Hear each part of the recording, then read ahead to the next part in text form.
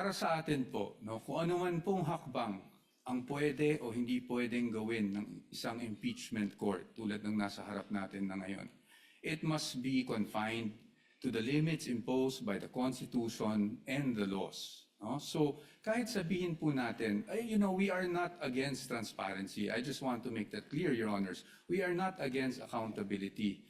But again, as I've mentioned last week rather, hindi naman porket po that we are all looking for accountability at transparency, isasantabi na lang po natin kung ano ang mga karapatan, hindi lang para sa impeachable officer, pero para kahit sinong Pilipino na nakasaad sa batas, including absolute confidentiality in terms of AMLAC reports, which we are pointing to.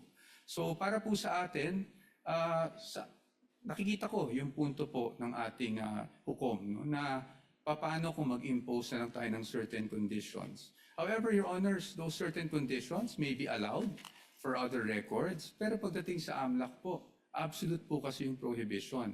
And if we were to amend or at least suspend the provision of 8A, then it is as if this Honorable Court is actually doing some sort of judicial legislation, no? Because we are technically suspending this law for a specific person na hindi natin pwedeng gawin sa iba.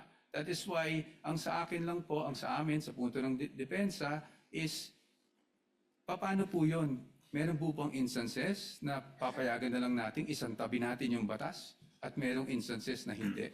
I think, Your Honors, we feel, the defense feels, Your Honors, that in the search for truth, transparency, accountability, we must still work within a framework, which means that we must work within the limits imposed by the Constitution, the laws, and the rules of the land.